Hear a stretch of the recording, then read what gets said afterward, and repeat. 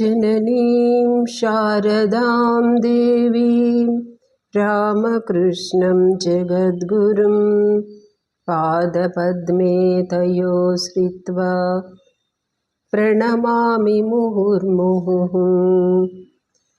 ध्यायेत्पद्मासनस्तां विकसितवदनां पद्मपत्रायताक्षीं हेमाभां पीतवस्त्रां करकलितलसद्धेमपद्माम्बराङ्गीं सर्वालङ्कारयुक्तां सततमभयदां भक्तनम्रां भवानीं श्रीविद्यां शान्तमूर्तिं सकलसुरनुतां सर्वसम्पत्प्रदात्रीं। జయమా లలితా సహస్రనామంలో ఈరోజు 71వ శ్లోకం నుంచి 75వ శ్లోకం వరకు చదువుకుందాము. రాజరాజార్చిత రాజ్ఞీ రమ్యా రాజీవలోచన రంజనీ రమణీరస్య రణత్కింకిణి మేఖల. ప్రతి నామం రకారంతో మొదలవుతుంది. హ్రీం అనే బీజాక్షరం భువనేశ్వరి బీజాక్షరం అని చెప్పుకున్నాము. ఈ హ్రీం బీజాక్షరానికి హృదయం రకారం. ఇప్పుడు చెప్పుకునే నామాలన్నింటిలోనూ ఈ అక్షరం ప్రతిధ్వనిస్తూ ఉంటుంది.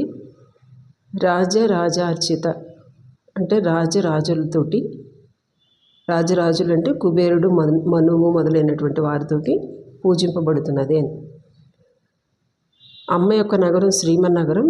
అందులో 14-15 ప్రాకారాల మధ్య కుబేరుడు యక్షుడు మొదలైన దేవతల యొక్క లోకం అని చెప్తారు. కుబేరాదులందరూ కూడా అక్కడ అమ్మని ఆరాధిస్తున్నారని దూర్వాస మహర్షి ఆర్యాద్విషితిలో తెలిపారు.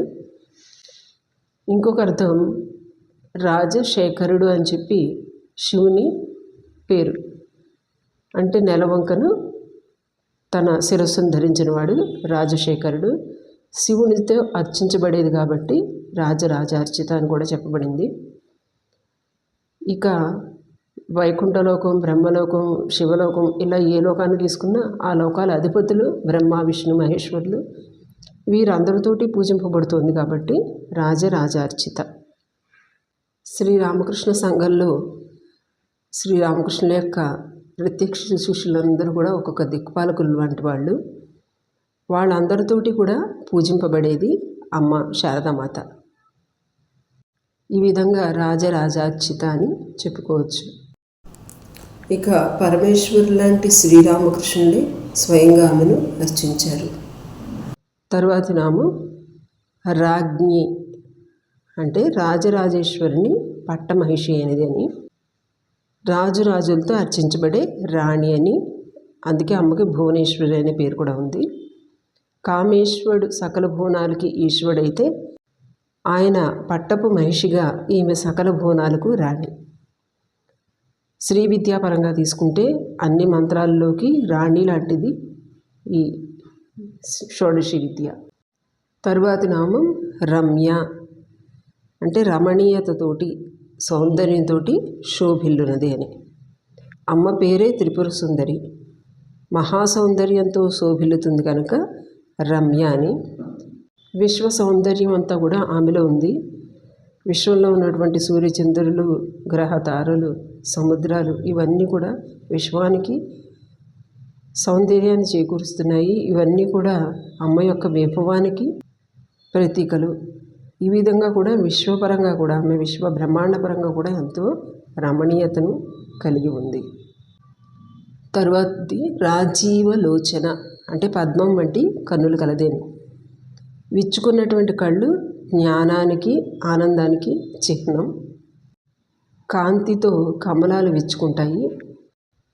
జ్ఞానం యొక్క వెలుగుతో కళ్ళు వికసించినప్పుడు అవి ఆనందాన్ని ఇస్తాయి అని చెప్పి. ఈ విధంగా విప్పారినటువంటి కళ్ళు వెలుగులా వ్యాపించటం, ప్రసన్నతకు ప్రఫుల్లంగా ఉండటం కమలల్లా అవి రాజీవలోచనగా అమ్మ ముఖంలో చెప్పబడ్డాయి. అంటే ఇక్కడ కుసుమం లాంటి కోమలత్వం, ఉదాత్తత ఇవన్నీ కూడా చూపించబడ్డాయి. రంజని అంటే భక్తులను రంజింపచేసేది, ఉత్సాహపరిచేది అని. ప్రేరణ కారిణి అని. రమణి భక్తులతో క్రీడించున్నది అంటే భక్తులను ఆనందింపచేయనిది అని. అమ్మ యొక్క స్వభావమే ఆనందం కాబట్టి భక్తులను కూడా ఆనందంలో ఉంచుతూ వారితో క్రీడిస్తుంది. అంటే ప్రతి క్షణం ఆనందాన్ని ఇచ్చేది అని. అందుకే ఆమె సచ్చిదానంద స్వరూపిణి. ఇందాక చెప్పుకున్నట్టుగా సృష్టిలోని ఒక రమ్యత అంటే రమణీయత అంటే సూర్యచంద్రులు లాంటి అన్నిటిలోనూ, పుష్పాల్లోనూ, సంధ్యలోనూ, ఒక ఇంద్రధనస్సు ఉంటే దాంట్లోని, వీటన్నిటిలో కూడా ఒక రూపానందాన్ని మనకు ఇస్తున్నాయి కాబట్టి ఒక రమ్యమైనటువంటి ఆనందాన్ని ఇస్తుంది. అంటే మన మనస్సును రమణింపచేస్తుంది కనుక రమణి అని. అయితే ఆమె రూపమే అన్నిటికీ మించిన సౌందర్యం. అయితే ఇది బాహ్య సౌందర్యం కాదు, ఇది అంతః సౌందర్యం. ఇది ఎప్పుడూ కూడా రమణీయంగానే ఉంటుంది. ఎందుకంటే మనకి ఏదైనా ఒక బాహ్య వస్తువు నచ్చింది అనుకోండి, దాన్ని ఎంతసేపు మనం చూడగలుగుతాము? కొద్దిసేపు చూస్తే విసుగు పుడుతుంది. కానీ రమణీయత అంటే ఎప్పుడు కూడా మనసుని రమింపచేసేదిగా ఉండాలి. అంటే నిత్య నూతనంగా ఉండాలి. సృష్టికి ప్రతినిత్యం ఒక నూతనత్వాన్ని ఇస్తుంది కాబట్టి రమణీయత అని చెప్తున్నాం అన్నమాట. అంటే ఈ రమణీయతకు ఒక లోతు అంటే మనం చెప్పలేము. అమ్మలో మనం ఎంత వెతికితే అంత రమణీయంగా ఉంటుంది. ఈ విధంగా మనల్ని ఎప్పుడూ రమింపజేస్తుంది కాబట్టి రమణి అని. ఇక్కడ ఈ 3 నామాలు కూడా రమ్య, రాజీవలోచన, రమణి, ఇవన్నీ కూడా మనం శారదామాతకి చక్కగా సరిపోతాయి. ఎంతో రమ్యమైనది ఆమె మాట, పలుకు, నడవడి అంతా కూడా ఎంతో రమ్యమైంది. జ్ఞానానందాలతో కూడినవి ఆమె యొక్క చూపులు. శ్రీరామకృష్ణుల యొక్క భావంలో రంజిల్లుతూ భక్తులందరినీ కూడా ఆమె రంజింపజేస్తూ ఉంది. అందుకని రమణి, రంజని, రమణి. తరువాతి నామం రస్య అంటే అనుభవించేటటువంటి అన్ని వస్తువులకు సారంగా ఉన్నది అని చెప్పి, అంటే రసస్వరూపంగా ఉంది అని. సృష్టిలో ఎన్నో వస్తువులను అనుభవించడం ద్వారా మనం ఆనందం పొందాలనుకుంటాము, క్షణికానందమైన ఆనందం పొందుతూ ఉంటాము. అయితే ఎలాగా మేఘాలు నీటికి ఉత్పత్తిస్తానో అలాగా అన్ని వస్తువుల్లోనూ నర్మగర్భితంగా అమ్మ ఆనంద స్వరూపం ఉంది కాబట్టి, రసరూపిణిగా ఉంది కాబట్టి అన్నిటినీ మనం అనుభవించి ఆనందాన్ని పొందగలుగుతున్నాము. అలాగే కులకుండలిని యోగంలో ఆమె చిదేక రసరూపిణి, ఈ రస స్వరూపంలో ఉంది కాబట్టి ఆమె రస్య. శారదామాత యొక్క ఉపస్థితి అందరికీ ఎంతో ఆనందాన్ని ఇచ్చేది. ఒక మహారాజు చెప్తారు, ఎంతో సహజంగా నిర్మలంగా ఉండేది అమ్మ ప్రేమ, కృత్రిమత్వం అంటూ ఏమీ లేదు అక్కడ. ఏమనేవారు, బాబురా 2 మెతుకులు తిను అనేవారు. వృద్ధాప్యంలో ఈ వయసులో కూడా అమ్మ మాట అది తలుచుకుంటే రెక్కలు వచ్చి జయరాం బయటికి ఎగిరి వెళ్ళి వాలాలనిపిస్తుంది అని అంటారు. అంటే అమ్మ అంత ఆనందాన్ని అందరికీ ఇవ్వగలిగేవారు. నిస్వార్థతే దైవం అని అంటారు. అమ్మ యొక్క ఆ నిస్వార్థ ప్రేమ అనేది అందరినీ రంజిల్లింపజేసింది. తరువాతది రణత్ కింకిణి మేఖల అంటే మ్రోగుచున్నటువంటి మధుర నాదాలు చేయుచున్నటువంటి మొల నూలు లేదా వడ్డాణం ధరించింది అని. అమ్మ నడుస్తున్నప్పుడు ఆ వడ్డాణపు మువ్వలు శబ్దం చేస్తున్నాయట. ఈ శబ్దం నాదం అని ఒక అర్థం, ఇది రూపధ్యానానికి. తర్వాత కింకిణీ నాదంలో శబ్దం అనేది, శబ్దం ఎప్పుడైతే ఉందో ఆ శబ్దానికి ఒక రూపమే అక్షరం. ఆ అక్షరాలు ఏంటి? మంత్రాలు. ఈ మంత్రాలు అమ్మ యొక్క వడ్డాణం యొక్క ఈ మువ్వల సౌండ్లో ధ్వనిలో ధ్వనిస్తున్నాయట. మూలాధారం వద్ద శబ్దం మనకి చెవికి వినపడదు, ఒక స్పందన రూపంలో అది మొదలవుతుంది. అది నెమ్మదిగా ఆ స్పందన వికసించి ఉత్తేజితమై స్వాధిష్టాన మణిపూర దాటి నాభి దగ్గరకు వచ్చేసరికి ఆ శబ్దం వ్యక్తమవుతుంది అని మనం చదువుకున్నాం. అంటే అమ్మ నాభి ప్రదేశం సమస్త శబ్దాలకి మూలం అని అర్థం. అంటే ఇక్కడ అన్ని శబ్దాలు అక్షరాలుగా విచ్చుకుంటున్నాయి. ఈ బీజాక్షరాలు మంత్రాలకి మూలంగా ఉన్నాయి. ఇటువంటిది అమ్మ యొక్క వడ్డాణం. తర్వాతి నామం రామ, అంటే లక్ష్మీ స్వరూపిణి అనేదని. రామ రాకేందు వదన అని చెప్పారు. రాకేందు వదన అంటే పూర్ణచంద్రుడు వంటి వదనం కలిగింది అని. ఇందులో ఈ రెండు నామాల్లో శ్రీ విద్యా బీజమైనటువంటి శ్రీము తెలుపబడింది. పూర్ణచంద్రుడు అంటే వృత్తం, అంటే ఆ వృత్తానికి మూలం బిందువు. ఎప్పుడైతే వృత్తం మూల బిందువు అంటున్నామో దీన్ని అని చెప్పి సూచించడం అయింది. రమ అంటే లక్ష్మీ స్వరూపం, అంటే శ్రీ. ఈ రెండు కలిపితే శ్రీ బీజాక్షరం. ఇది శ్రీ మనది లక్ష్మీదేవి యొక్క బీజాక్షరం. అంటే రమ శబ్దంలో శ్రీం అనే బీజాక్షరం నిక్షిప్తమై ఉంది అని చెప్పి చెప్తున్నారు. ఉత్సాహం లక్ష్మీ కళకిది రూపం. ఇంకొక అర్థం క్రీడించటాన్ని. క్రీడ అంటే ఆనందం. ప్రపంచంలో క్రీడిస్తూ ఆనందం పొందుతూ ఉంటుంది కాబట్టి ఆ ముఖం ఎప్పుడు కూడా విచ్చుకుని ప్రఫుల్లంగా ఉంటుంది. ఈ రాకేందు వదనాన్ని పరిణత శరశ్చంద్ర వదన అని చెప్పి పోల్చారు. శారదామాత శ్రీ స్వరూపం, అంటే లక్ష్మీ స్వరూపం. ఆమె ప్రార్థనతో సంఘంలో ఏమీ లోటు లేకుండా జరుగుతుంది. అలాగే కుటుంబ సభ్యులందరికీ కూడా ఆమె లక్ష్మి. ఆమె ఎంతో ఉత్సాహం ఒక చేతన సంఘానికి. ఈ విధంగా మన అమ్మను రమ అనే నామంతో అర్చించుకోవచ్చు. రతి రూప అంటే మన్మధుని భార్య అయినటువంటి రతీదేవి వంటి రూపంతో అలరారుతున్నది అని ఒక అర్థం. రతి అంటే ఆసక్తి, పరమేశ్వరునిపై ఆసక్తి కలదని ఇంకొక అర్థం. శాండిల్య మహర్షి సా పరానురక్తి ఈశ్వరే అని ఈశ్వరునిపై గల పరమైనటువంటి అనురక్తికే భక్తి అని చెప్పారు. దీన్నే రతి అని చెప్పారు. ఇదే కృష్ణనామంలోను కృష్ణ రూపంలోను రాధాదేవికి ఉన్నటువంటి అనురక్తి. దీన్నే రతి అని అంటారు. రతి ప్రియ, రతీదేవికి ఇష్టురాలైనటువంటిది అని అర్థం. ఒకటి మనకు తెలుసు, శివుని మూడో కన్ను యొక్క క్రోధాగ్నిలో మన్మధుడు భస్మం అయిపోయాడు. ఆ తర్వాత దేవి వివాహం శివునితో అవుతుంది. దేవతల కోరికలు తీరుతాయి. అయితే రతీదేవి మాత్రం మన్మధుడిని కూలిపోయి ఆమె ఆర్తితోటి అమ్మను ప్రార్థన చేస్తుంది. ఆమె యొక్క భక్తిని శ్రద్ధను చూసి అమ్మ ఆమెకు మన్మధుడిని తిరిగి ప్రసాదిస్తుంది. ఈ విధంగా రతీదేవిపై ప్రీతితో ఉన్నది కాబట్టి రతిప్రియ అని ఒక అర్థం. ఎవరైతే పరమాత్మ పట్ల రతి కలిగి ఉన్నారో వారందరికీ కూడా ప్రియమైనది అని ఇంకొక అర్థం. ఎందుకంటే ఆ ప్రియాన్ని కలిగించేది, ఆ ప్రియాన్ని చూపించేది అమ్మే కాబట్టి. రామకృష్ణగత ప్రాణం తన్నామ శ్రవణ ప్రియం తద్భావరంజితాకార అని చెప్పి మనం శారదామాతని రోజు కీర్తించుకుంటాము. రామకృష్ణులపై పరమైనటువంటి ప్రీతి కలిగింది, అలాంటి ప్రీతి కలిగిన వారి పట్ల ప్రేమ కలిగినది అని శారదామాతకు చెప్పుకోవచ్చు. తర్వాత నామం రక్షాకరి, తన్ను ఆశ్రయించిన వారిని రక్షించేది, వారి యోగక్షేమాలు వహించేది అని.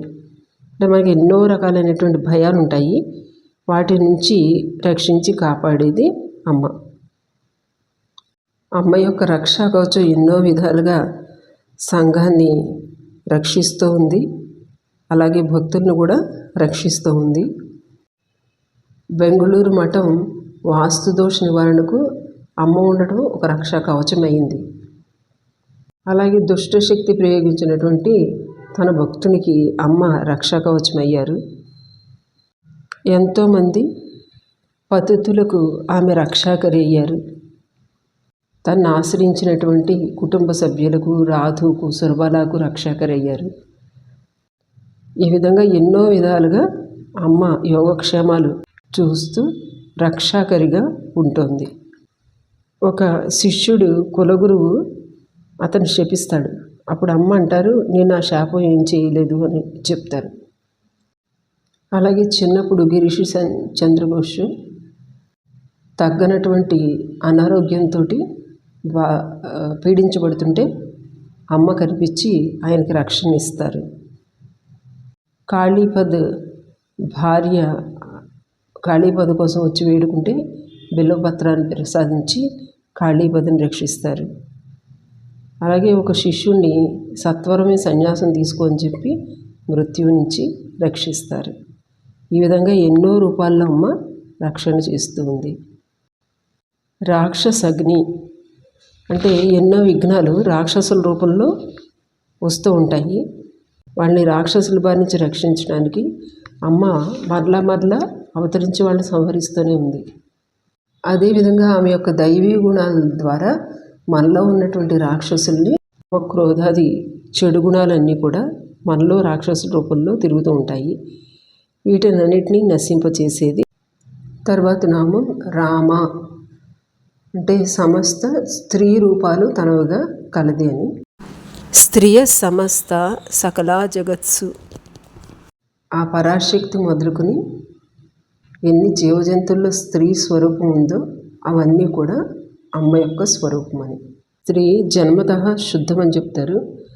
పురుషుడికి సంస్కారాలు చేశాకే శుద్ధత వస్తుందట. కానీ స్త్రీలకి ఆ సంస్కారం లేకుండా ఉన్న జన్మతోటే వాళ్ళు శుద్ధులు. అందుకని స్త్రీలు ఎక్కడైతే పూజింపబడతారో అక్కడ దేవతలు వసిస్తారని చెప్తారు. ఆడపిల్ల అని చెప్పి తక్కువగా చూడకూడదు. ప్రతి స్త్రీలను అమ్మవారిని దర్శించాలి. ఇది శాస్త్రవాక్యం. స్త్రీలు ఎక్కడైతే సంతోషంగా ఉంటారో దేవతలు సంతోషిస్తారని చెప్పుకున్నాం. దేవతలు సంతోషించడం వల్ల వంశం కాపాడబడుతుంది. వారిని ఎప్పుడు కూడా దుఃఖపడనీయకూడదు. తల్లిని కానీ అత్తను కానీ గౌరవించటం మన సంప్రదాయంలో ఉంది.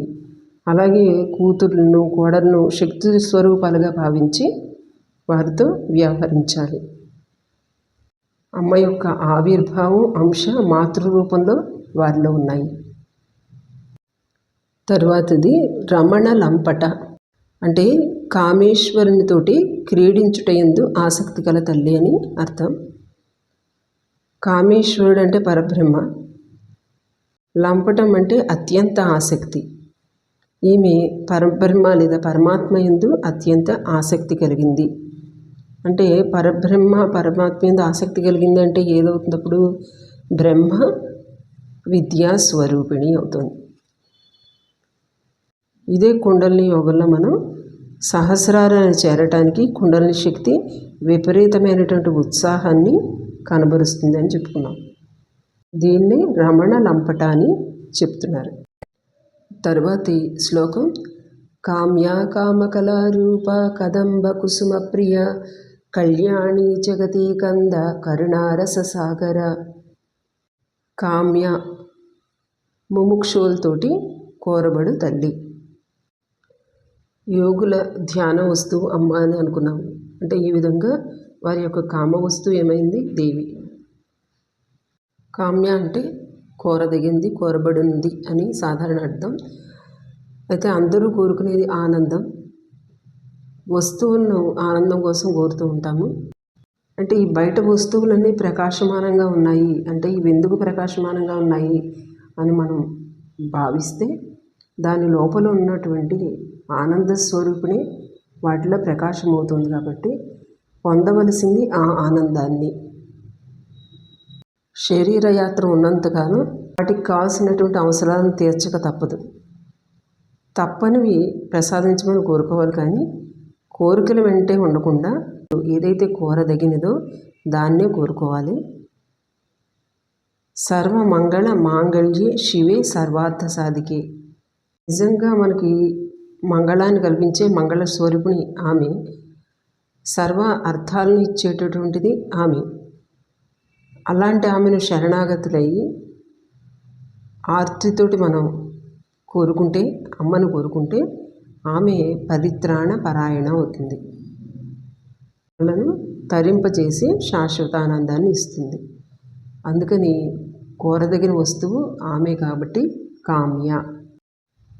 తర్వాత నామం కామకళారూప,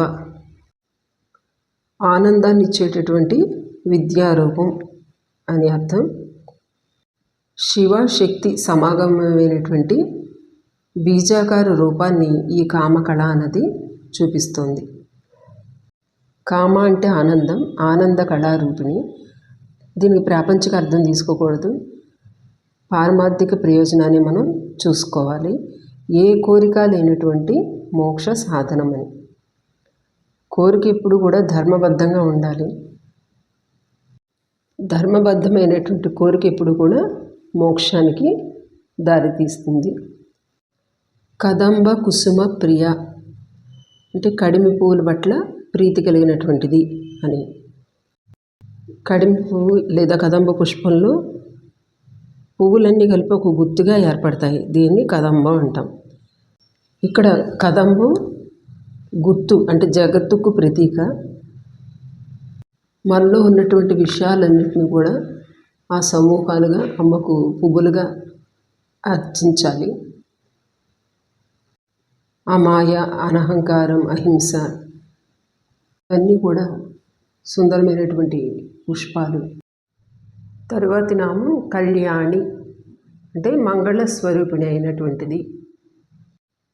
శుభమైనటువంటి వాక్కులు పలికేది, అందరికీ శుభాన్ని సుఖాన్ని కోరుకునేది. మలయ పర్వతంలో ఉన్నటువంటి దేవి పేరు కూడా కళ్యాణి. శారదామాత మంగళ స్వరూపిణి, అందరి మంగళాన్ని కోరుకుంటూ ఉండేవారు. ఒకసారి వైద్యుడి భార్య అయినటువంటి ఒక భక్తురాలు అమ్మ దగ్గరకు వచ్చి, అమ్మ మీ అబ్బాయి వైద్య వృత్తి బాగా జరిగేటట్టు ఆశీర్వదించండి అని అంటుంది. అంటే అప్పుడు అమ్మ అంటారు, ఏమిటమ్మా వైద్య వృత్తి బాగా జరగాలంటే అందరినీ అస్వస్థల వాళ్ళని నేను చెప్పగలనా? అందరూ నా బిడ్డలే కదా, అందరి క్షేమాన్ని కదా నేను కోరాల్సింది అని చెప్తారు. అలాగే ఇప్పుడు కూడా శుభమైనటువంటి వాక్కులు పలికేవారు.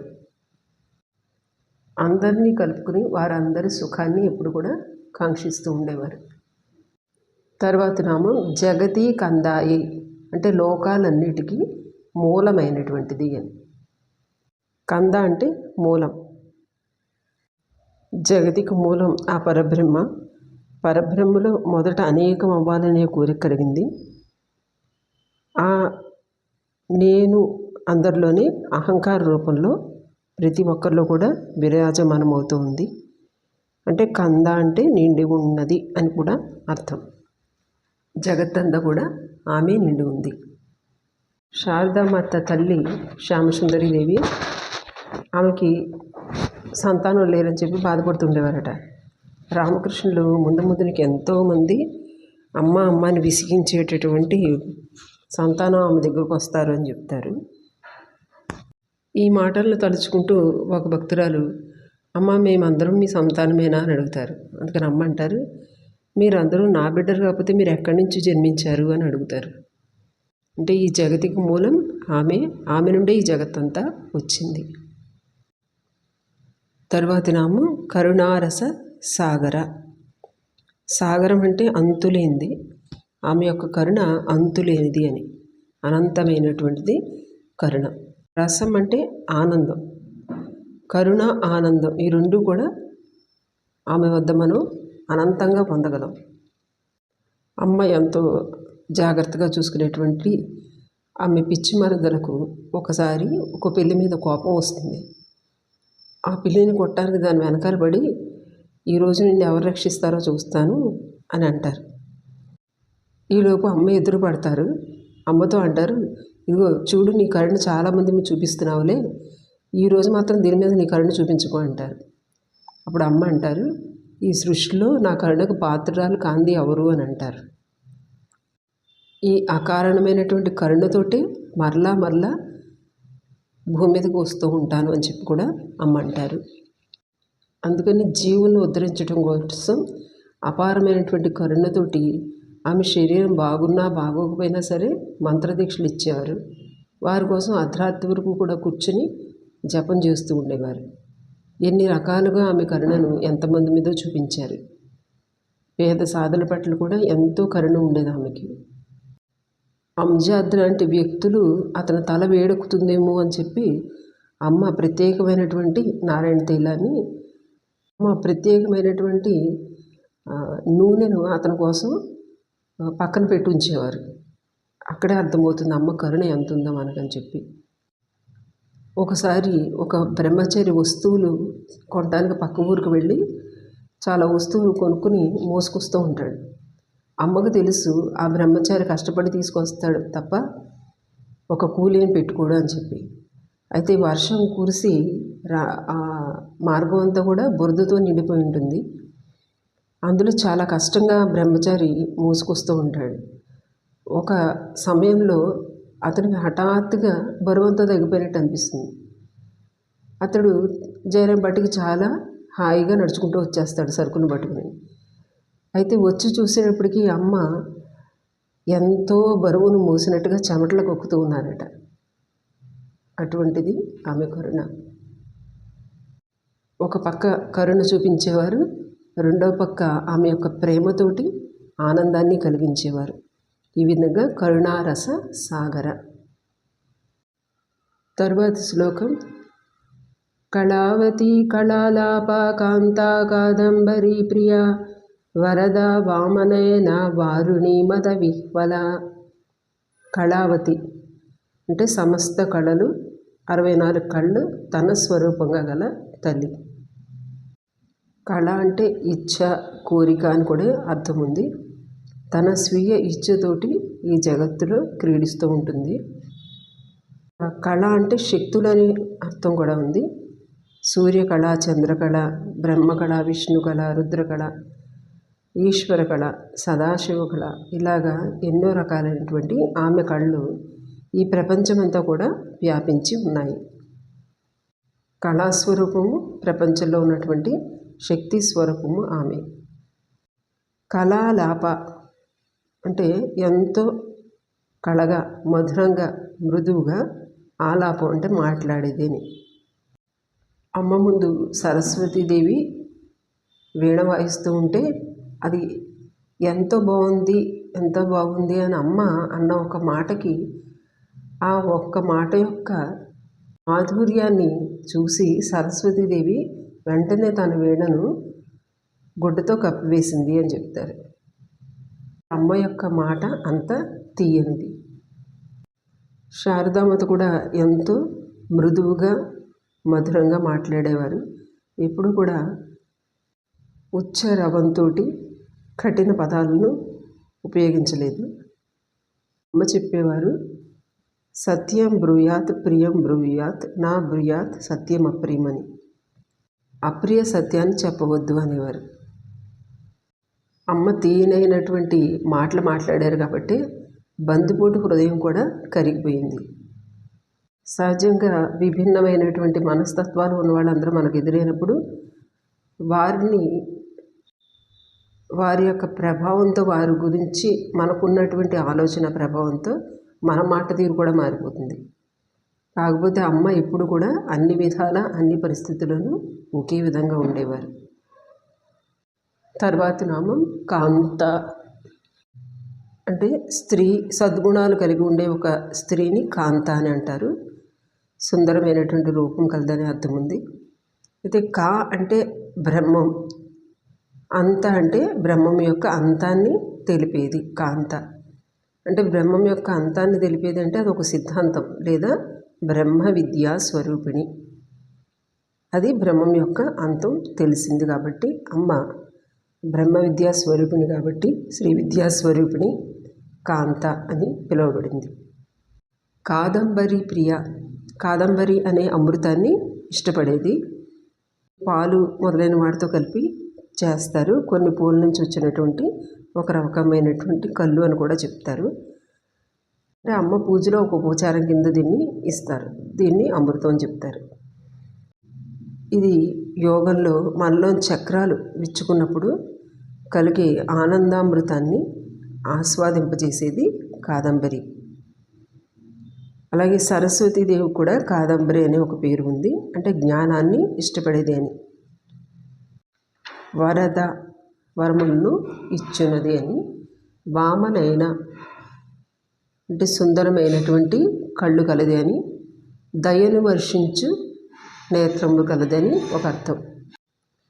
వారుణి మద విహ్వల అంటే వారుణి రసం వల్ల మత్తుతో విహ్వలురాలైనటువంటి తల్లి అని. కాదంబరి రసం అని ఏదైతే చెప్పుకున్నామో మనం, అది తాగినప్పుడు అమ్మ యొక్క స్థితిని దీన్ని కూడా చెప్తుంది. అంటే దీనివల్ల మత్తు కలిగింది అని చెప్తున్నారు. అంటే బ్రహ్మానందంలో ఉన్న వాళ్ళకి ఈ జగత్ అనేది వారి స్పృహలో ఉండదు, వారిని మత్తులో ఉన్నట్లు భావిస్తారు. అయితే ఇక్కడ వారుణి అంటే ఇంకొక అర్థం కూడా ఉంది. యోగంలో వారుణి నాడి అనే ప్రసక్తి ఉంది. ఈ నాడి మామూలు వారికి నిద్రావస్థలో ఉంటుంది. యోగి తన యోగాభ్యాసంతో దీన్ని అదుపులో పెట్టి ప్రాణశక్తిని అదుపులో పెట్టగలుగుతారు. అప్పుడు వారికి ఆయువు పెరుగుతుంది. దీనిని నిగ్రహించి క్రమంగా సాధన చేయటం వల్ల సహస్ర కమలంలోకి ఈ నాడి ప్రసారం అనేది జరుగుతుంది. అప్పుడు లభించే ఆనందం పారవశ్యం వారుణి మదమని చెప్పబడింది. అంటే వారుణి అనేది ఒక నాడి పేరు. వేదాల్లో కూడా వారుణి విద్య చెప్పబడింది. అంటే వారుణి విద్య వల్ల కలిగే ఆ బ్రహ్మానంద పారవస్యాన్ని సామగానంగా వేదమంత్రాలు చేస్తాయి. ఇవి ఆనంద పారవస్యంతో వచ్చినటువంటి మంత్రాలు. ఈ సామగాన రూపం దేవి యొక్క రూపం. తర్వాతి శ్లోకం. విశ్వాధిక వేద వేద్యా వింధ్యాచల నివాసిని విధాత్రి వేదజనని విష్ణుమాయా విలాసిని. విశ్వాధిక సమస్త విశ్వాన్ని అధిగమించినటువంటిది. అంటే దేవిని మించింది మరొకటి విశ్వంలో లేదు.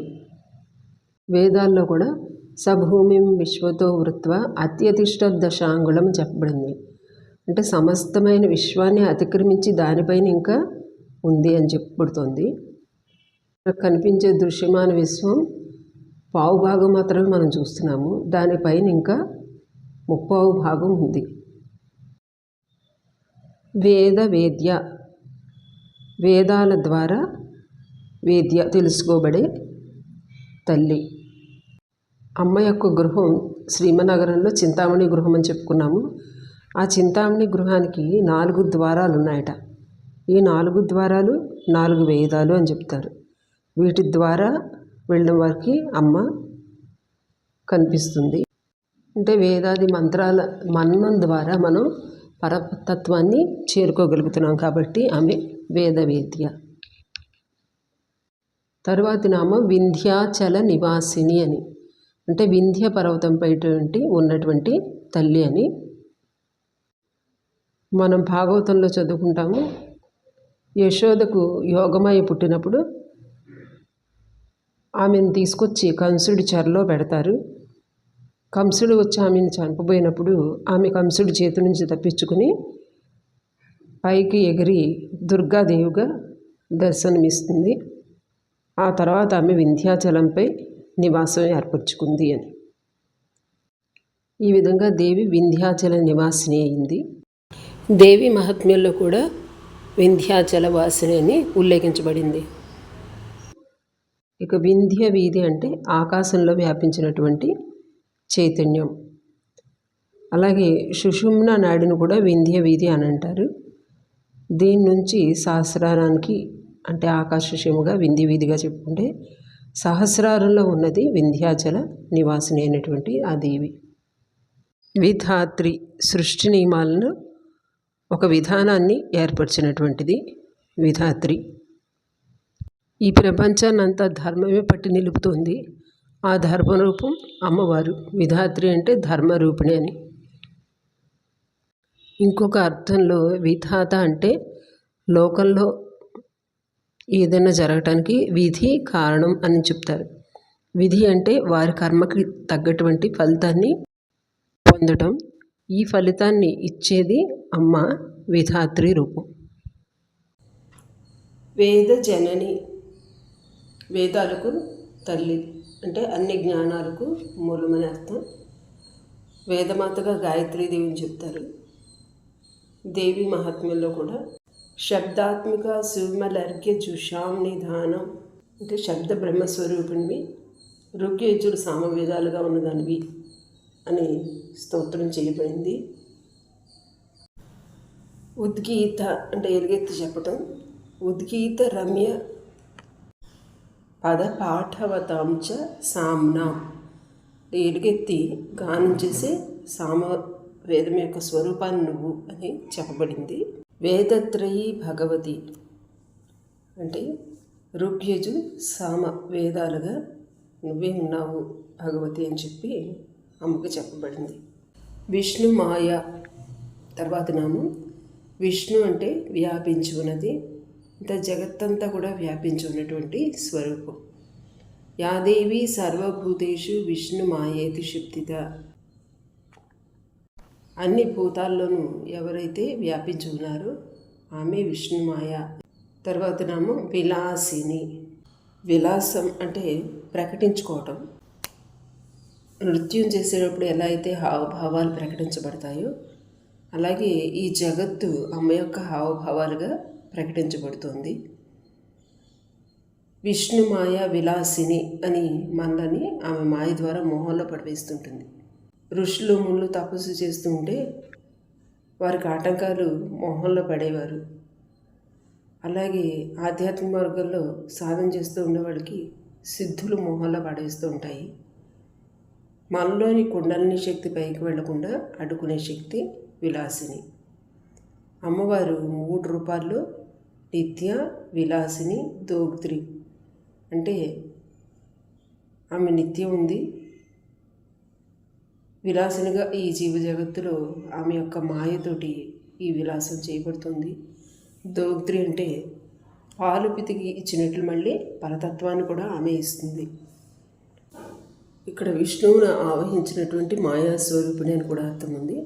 అంటే దేశ కాలాల చేత బద్ధుడు కానటువంటి విష్ణువును అంటే ఆ పరమాత్మను మాయ ఆవరించి ఆ అవ్యక్తమైన దాన్ని వ్యక్తమగినట్లుగా మనకి చేస్తుంది. అందుకే ముక్తి ద్వారపు తాళం చెవి అమ్మ చేతిలో ఉంది అని చెప్పి అనేవారు. ఎవరైతే శరణాగతులై అమ్మను వేడుకుంటారో ఆమె మనకున్నటువంటి ఆ మాయ తెరను తొలగించి ముక్తిని ప్రసాదిస్తుంది. ఇక్కడితో 75 శ్లోకాలు పూర్తయ్యాయి. జై మా.